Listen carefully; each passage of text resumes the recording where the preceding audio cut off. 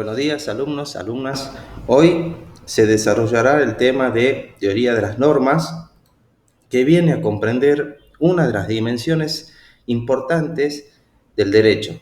Ustedes recordarán en una primera clase que el derecho se integra, entre otras, por la dimensión fáctica o de los hechos, la dimensión axiológica o valorativa o de los valores, y por la dimensión normativa. Pero ¿por qué se dice que la dimensión normativa es una de las dimensiones más importantes del derecho?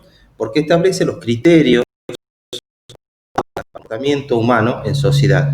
¿Y esto qué quiere decir? Que lo que el derecho hace es regular las relaciones humanas en lo que dijo en su momento Carlos Cosio, en interferencia intersubjetiva, o sea, entre sujetos. Son las relaciones humanas del individuo con respecto a su comportamiento en la sociedad y las relaciones de los terceros con respecto a los demás. Son las relaciones en convivencia, las relaciones en su exterioridad.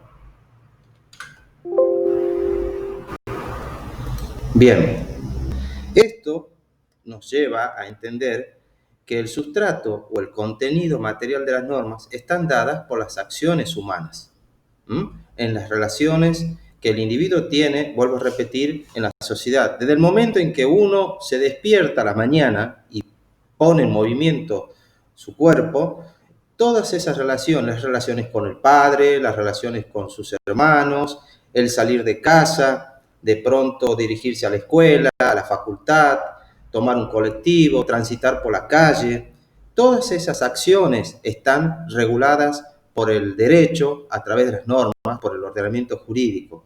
Son actos rutinarios que muchas veces uno no los racionaliza del modo que lo tiene que racionalizar, lo vive como algo, vuelvo a repetir, cotidiano, el tomar un colectivo, el taxi, las relaciones en el club, las relaciones con los amigos. Todas estas situaciones resultan reguladas por el derecho. Por ello se dice que el sustrato de la norma, el contenido material de la norma, está dada por las relaciones humanas. Ahora bien, las normas entonces, al regular las acciones humanas, se convierten en principios directivos de la conducta o de la actividad humana. Expresan un deber ser, o sea, van a prescribir un comportamiento determinado, aunque muchas veces en los hechos no se cumpla lo que las normas están prescribiendo. Y para ellos se preverán sanciones, se preverán la posibilidad de usar la fuerza legítimamente empleada para obligar al que incumple a obedecer lo que está prescrito en el ordenamiento jurídico. Yo generalmente suelo mencionar el caso, entre otros muchos que se pueden decir. El artículo 79 del Código Penal señala claramente que se va a aplicar reclusión o prisión de 8 a 25 años al que mataría a otro. ¿Por qué? Porque el ordenamiento jurídico, a través de este artículo del Código Penal, está protegiendo un bien jurídico importantísimo como es la vida.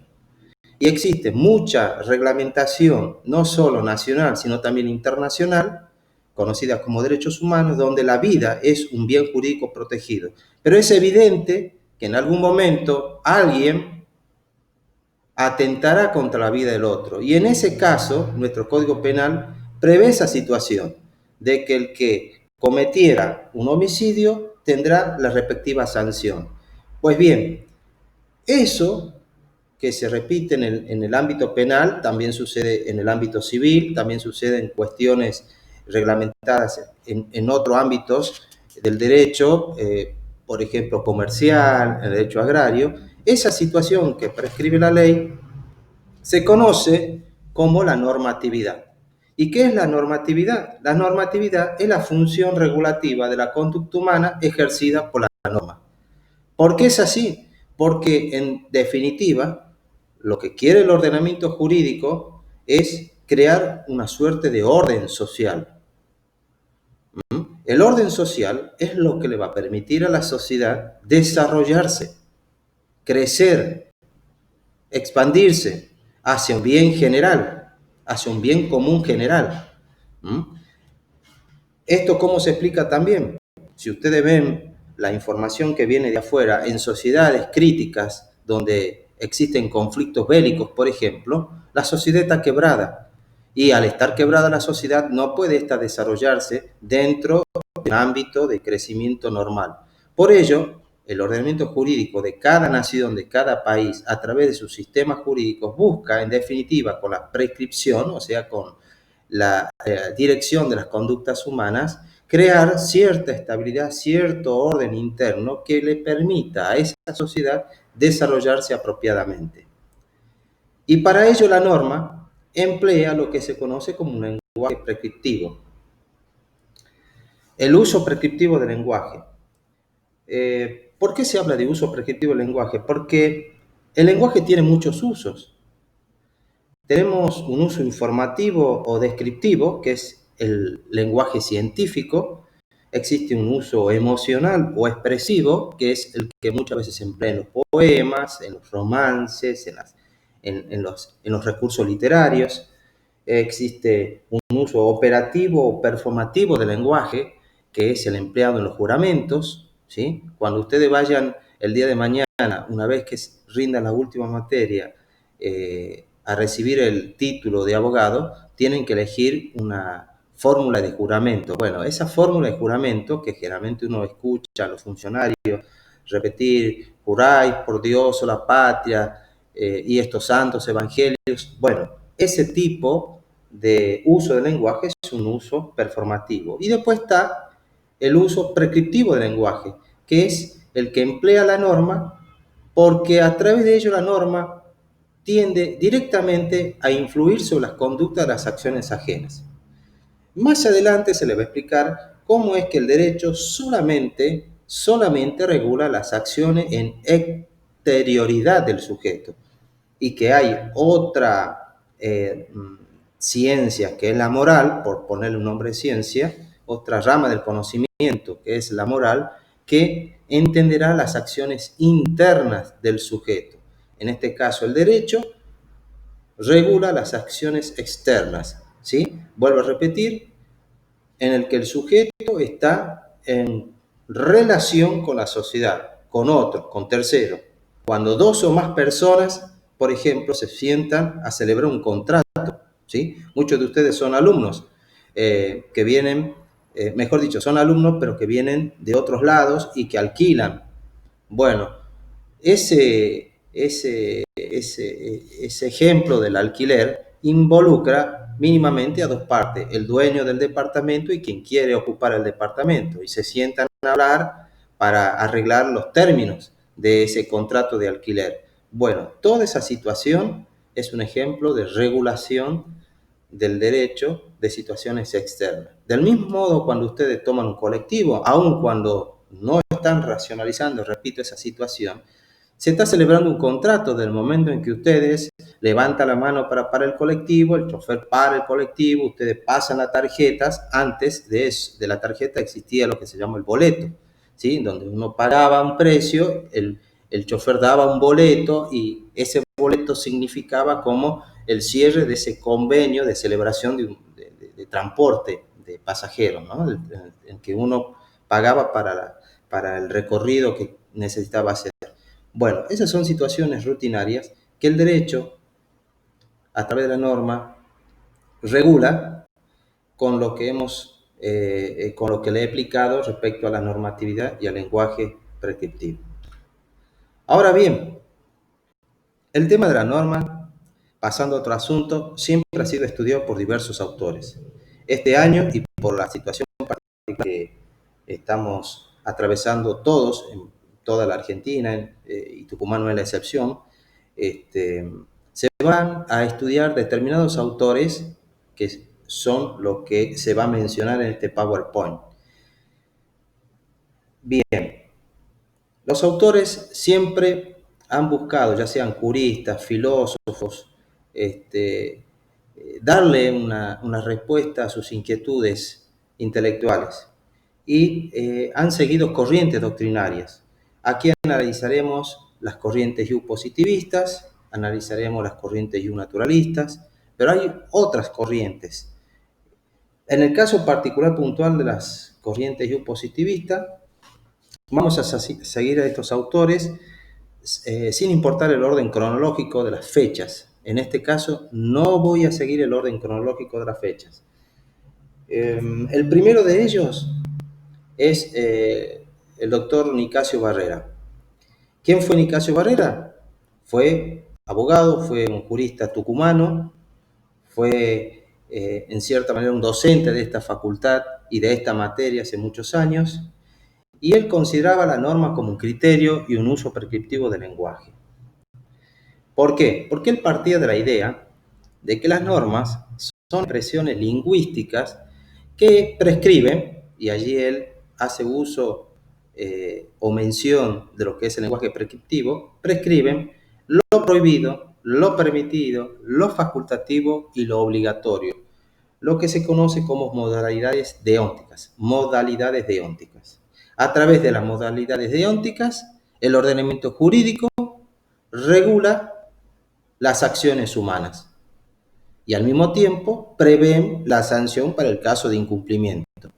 Por eso el doctor Barrera denomina a las normas como criterios, porque resultan ser pautas o guías de comportamiento humano, orientan al individuo en la vida de sociedad a desarrollar su conducta de una manera que resulte positiva, que resulte creativa, que resulte beneficiosa, no solo para él, sino para el entorno en el cual está desarrollándose.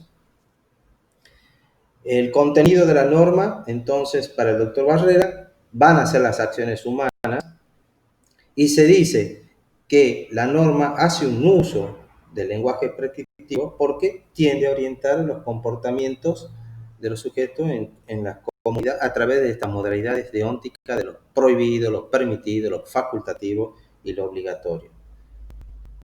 Bien, ¿qué dicen otros autores? El otro caso es el doctor George Henry von Wright. Fue un filósofo finlandés, jurista también, que entendía que al hablar de normas se podía estar haciendo referencia, por ejemplo, a las leyes de la naturaleza. Las leyes de la naturaleza, dirá von Wright, son descriptivas de fenómenos de la naturaleza, ¿sí? Que son fenómenos naturales. Los huracanes, los rayos, el calor, las temperaturas bajas, altas, los huracanes, y de esas leyes, manifestará von Wright, se puede predicar verdad o falsedad. Es decir, si la ciencia dice que la sequía va a generar una ausencia de agua o que el calor extremo genera la evaporación del agua, se puede predicar una verdad. ¿Por qué? Porque es susceptible de experimentación. Se pueden reproducir los fenómenos de la naturaleza dentro de un laboratorio bajo condiciones controladas y entonces se puede decir si una afirmación es o no acertada al respecto. También con el término norma, dirá von Wright, podemos hacer referencia a las leyes de la lógica y de la matemática que, como las leyes de la naturaleza, son determinativas de los patrones de juzgamiento sobre si pensamos o si calculamos correctamente. Porque la matemática se maneja con fórmulas, se maneja con ecuaciones que vienen siendo desarrolladas a lo largo de los siglos y que se vienen probando también, si vale la explicación, probando reiteradamente para verificar la autenticidad de resultados. Todo el tema relacionado al peso exacto, a la medida exacta, son puntos de las ciencias prácticas que son continuamente estudiadas, pero además experimentadas, o sea, son sometidas a condiciones de repetición en laboratorios en la que a través de una y otra y otra y otra repetición a lo largo de los tiempos se van verificando los resultados. Y después están, dirá von Wright, las leyes jurídicas. Pero las leyes jurídicas, dirá von Wright, son prescriptivas, o sea, este autor reconoce el carácter de lenguaje prescriptivo de ser pautas, reglas que orientan las conductas humanas buscando influir en las mismas y que emanan de la autoridad reconocida normativamente. Entonces, estas normas, dirá von Wright, poseen una sanción para el caso de incumplimiento, porque la finalidad, vuelvo a repetir, del ordenamiento jurídico es encauzar las conductas humanas de un modo tal que la sociedad se desenvuelva generando un orden continuo, que como recuerdo decía un profesor de esta facultad, el doctor Ponsati, este orden actual que genera el derecho es una constante tensión con el orden querido, porque hay siempre un ideal de, de cumplimiento que es el que se piensa, pero que la realidad muchas veces nos trae otros hechos, y es que la realidad muestra que existen mucha desobediencia, muchos casos de incumplimiento en el que el derecho tiene que actuar firmemente a través de los diversos recursos que tiene, como en este caso la policía, que será el órgano reconocido para el ejercicio o la coacción, que es un temita que se lo verá más adelante. Bien. El siguiente autor y un positivista será Hans Kelsen. Hans Kelsen sostendrá que la norma es como el deber ser, que es un juicio. Pero la pregunta es, ¿qué es un juicio? Y la respuesta es que el juicio es una conexión enunciativa de conceptos o pensamientos que afirman o niegan algo. Explicado a través de una fórmula, se dirá, dado A es P. A es el sujeto, es la cópula y P el predicado. Con esa fórmula diremos, dada la sequía, por ejemplo, dada la sequía es la ausencia de agua. O dado un terremoto es la destrucción o el desplazamiento del suelo. Dado una erupción de un volcán es el desplazamiento de lava. Ahí estamos, a través de esa fórmula, enunciando, afirmando ciertas situaciones que se dan dentro del fenómeno natural de los hechos. Ahora bien, en la norma jurídica, la cópula no puede ser es, dirá Hans Kelsen, tiene que ser, deber ser. Y él desarrolla la fórmula, dado A debe ser P. O sea, dado un hecho ilícito, debe ser su sanción. ¿Y por qué Hans Kelsen piensa de ese modo? Porque también está viendo la norma con esa finalidad prescriptiva, con esa visión de que la norma tiende a... De hecho, para la doctrina jurídica, Hans Kelsen hace una clasificación de juicios conforme al modo en que la cópula cumple su función en afirmar o negar algo. Y así dirá este filósofo que encontramos juicios categóricos, que son aquellos que afirman o niegan algo. Por ejemplo, mañana es feriado, estamos afirmando algo con seguridad. Suponiendo que hoy sea viernes y mañana sábado, diremos mañana es feriado. Juicios hipotéticos, donde la enunciación está sometida a una condición, a una hipótesis, a un supuesto. Así, por ejemplo, digo, si termino de estudiar hoy, iré al cine. La condición es terminar de estudiar. ¿Para qué? Para que yo pueda ir al cine o para que yo pueda hacer lo que me propongo. Pero después están los juicios disyuntivos. Y los juicios disyuntivos tienen la particularidad en el que la enunciación está sometida a dos o más posibilidades. Y entonces, tomando el ejemplo anterior, diré, si termino de estudiar, iré al cine, o descansaré, o saldré a ver a algunos amigos. Estoy poniendo diversas condiciones. O sea, la condición es una, terminar de estudiar, pero las posibilidades de o voy al cine, o voy a descansar, ¿sí? O iré a visitar a mis amigos. Estas situaciones llevan a Kelsen a sostener que para él las normas jurídicas son en realidad juicios hipotéticos, ¿sí? Porque la norma prevé una hipótesis para el caso para el caso de darse esa hipótesis a aplicar una consecuencia. Y dice, por ejemplo, si se da un homicidio, que es el hecho ilícito, debe ser la sanción, que sería, en este caso, la prisión de 8 a 25 años. Entonces, la hipótesis es la consumación de un hecho ilícito como es el homicidio. Entonces, si el sujeto comete homicidio, se le aplicará como sanción, evidentemente, prisión de 8 a 25 años. Por esa razón, Kelsen sostendrá que las normas jurídicas son juicios hipotéticos.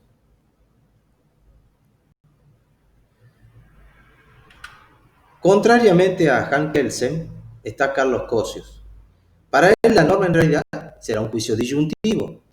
Pero ¿quién es antes que nada Carlos Cosius? Carlos Cosius también resultó ser un jurista y un filósofo tucumano. Para este jurista tucumano el derecho debe ser comprendido como una teoría del conocimiento respecto de la conducta humana en interferencia intersubjetiva. Cuando él habla de interferencia intersubjetiva, significa entre sujetos. Intersubjetiva es entre sujetos. Y él entiende que la norma también regula las conductas humanas. Como verán ustedes, hasta el momento todos estos autores han sido consecuentes en la idea de que la norma hace un uso prescriptivo del lenguaje y que ese uso prescriptivo del lenguaje sirve para encauzar, regular las conductas humanas de los sujetos viviendo en sociedad o dentro de una sociedad determinada. Y en el caso de Carlos Cosius no es la excepción. Y la norma, dirá Carlos Cosius, debe ser vista como un juicio disyuntivo porque es la manera correcta de conceptualizar lo que ocurre en la realidad con las conductas humanas en interferencia intersubjetiva. ¿Por qué dice él eso?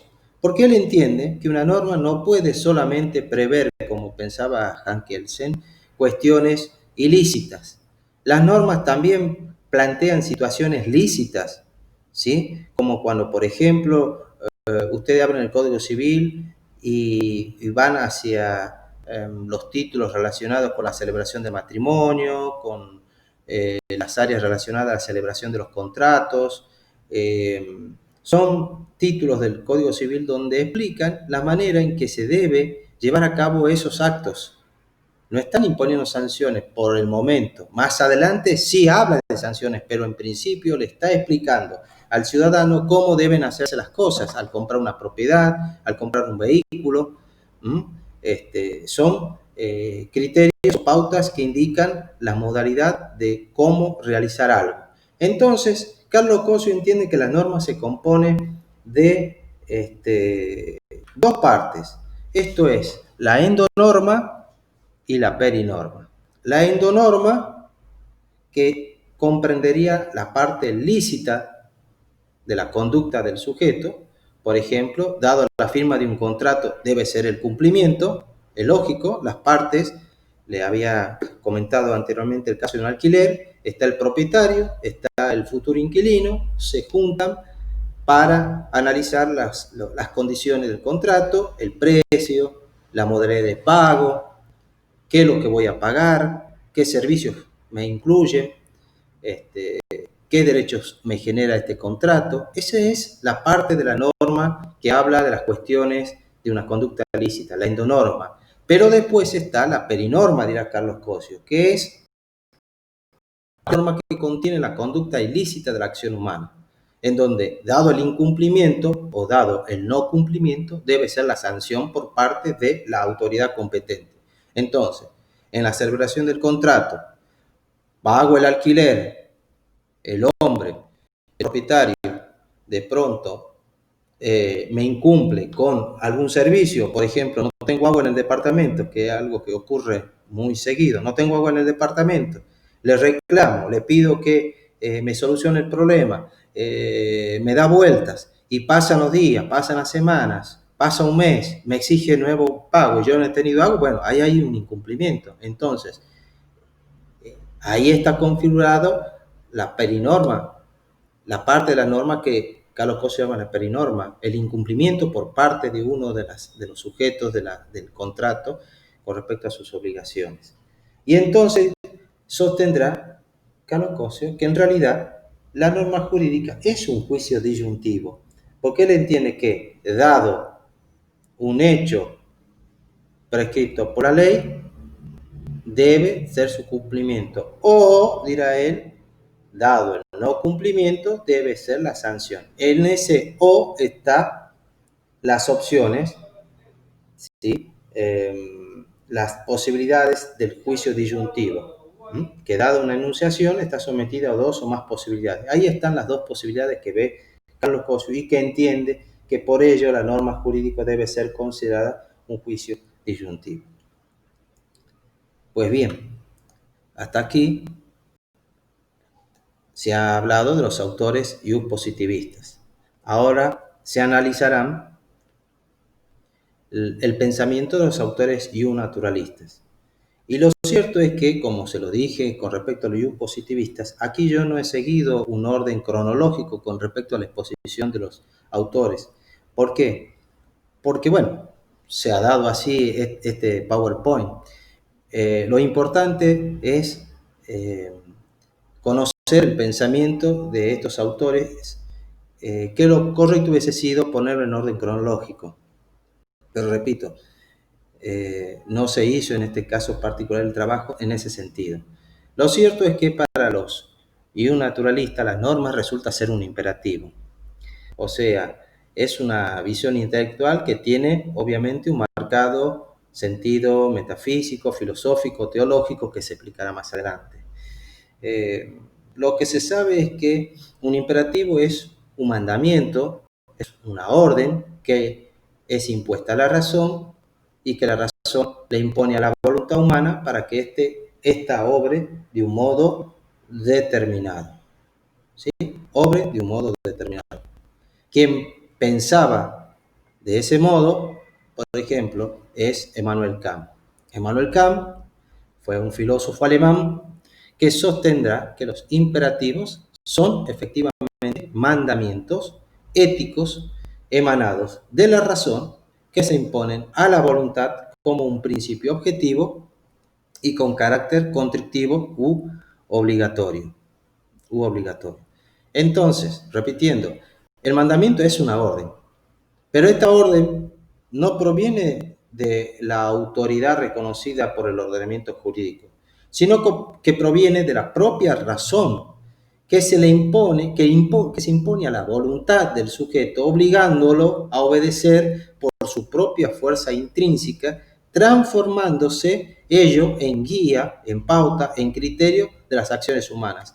Porque acá tengo que aclarar, los naturalistas entendían que la obligatoriedad de la norma no estaba dada por la autoridad que la imponía, sino que esta obligatoriedad provenía de un lugar que está más allá de las cuestiones jurídicas, que es la crítica que se le hace en su momento, está mucho más allá del ámbito jurídico. Proviene ya sea de Dios, si es que son naturalistas, como el caso de Santo Tomás de Aquino, provienen de Dios que coloca en la mente humana ese mandamiento, proviene de un orden superior, distinto, como es el caso de Kant, pero ninguno de ellos le va a reconocer a la autoridad terrenal la razón de la obligatoriedad de la norma. La norma se cumple y es obligatoria y constriñe al sujeto porque esa fuerza es intrínseca, dirán ellos, o sea, interior, y proviene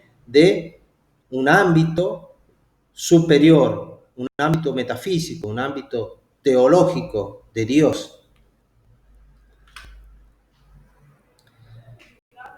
Kant hará referencia a dos tipos de juicios. Recuerden que juicios él entiende que son mandamientos, que son órdenes, mandatos. Reconoce dos tipos de juicios, los juicios categóricos y los juicios hipotéticos.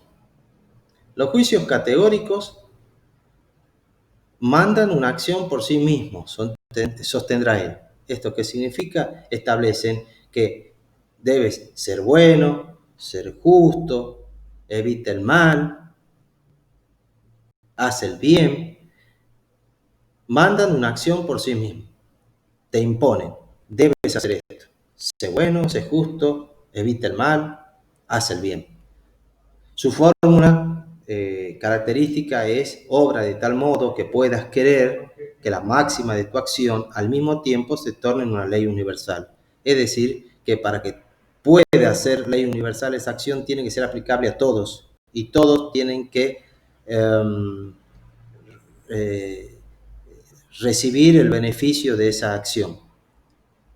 Y después están los juicios hipotéticos, dirá Kant, que prescriben cierta conducta para el logro de determinados fines. Y entonces yo les transcribo acá un ejemplo del Código Civil, el artículo 843, que establece, para el caso de deudores solidarios, si alguno de esos deudores solidarios, que son dos o más personas que se comprometen a pagar una deuda, si alguno de ellos muere y deja herederos, la deuda de esa persona va a ingresar a la masa indivisa y cualquiera de los acreedores puede oponerse a que alguno de los herederos del deudor solidario fallecido pueda retirar algún bien si antes no salda la deuda que tenía esa persona. Eso está previsto en el artículo 843. Bueno, ese sería un ejemplo de juicio hipotético porque prescribe cierta conducta para el logro de ciertos fines. Por eso Kant dirá que las normas jurídicas están encuadradas en este grupo de juicios hipotéticos y no en los juicios categóricos. Las normas del derecho son entonces imperativos hipotéticos. Otro autor, Santo Tomás de Aquino, también sostendrá que la norma es un imperativo, pero antes que nada, ¿quién fue Santo Tomás de Aquino? Santo Tomás de Aquino, como ustedes lo habrán estudiado en otras materias probablemente, fue un teólogo, un fraile, un filósofo católico que tuvo una incidencia muy importante durante el periodo de la Edad Media, que tocó diversas ramas del conocimiento humano, entre ellos el derecho, en una época tal vez en la que el derecho estaba muy ensamblado con la moral y la religión, en donde este fraile entenderá que la norma también es un imperativo de la razón que ordena la voluntad humana a realizar conductas, a tener determinado comportamiento, regula las acciones humanas. Pero, dirá este fraile, este imperativo proviene de Dios, quien da la orden y coloca esa orden en la mente humana. Por eso, este fraile definirá a la norma diciendo que es la orden o mandato de la razón dirigida al bien común, promulgada por quien tiene a su cargo el cuidado de la comunidad. Y esto es muy importante. Primero porque reconoce que todo el sistema jurídico de su época tenía hacia el bien común, hacia el bien común, el bienestar de la sociedad. Pero acá viene la parte tal vez revolucionaria de Santo Tomás de Aquino. Él reconoce que esas normas son promulgadas por una autoridad específica, pero también dice que esa estructura normativa es válida en tanto y en cuanto reconozca los principios y valores cristianos.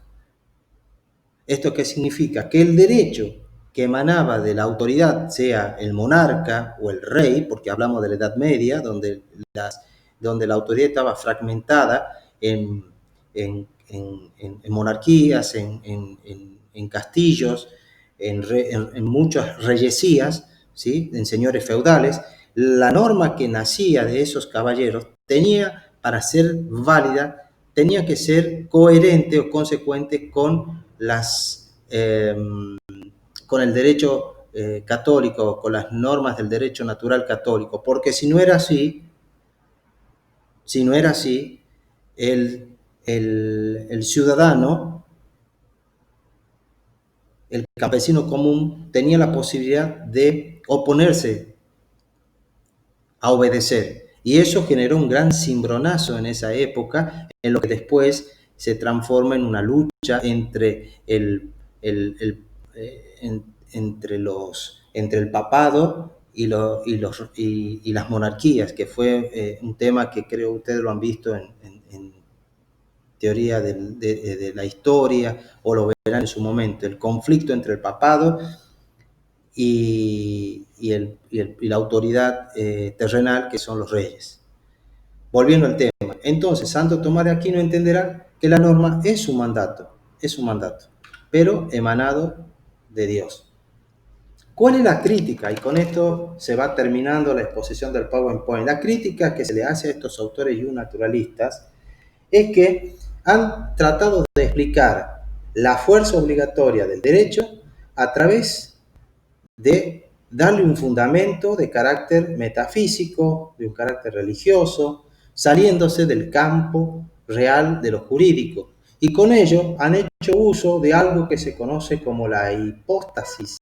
La hipóstasis es la atribución de un carácter real a un ente ideal, a un supuesto ideal.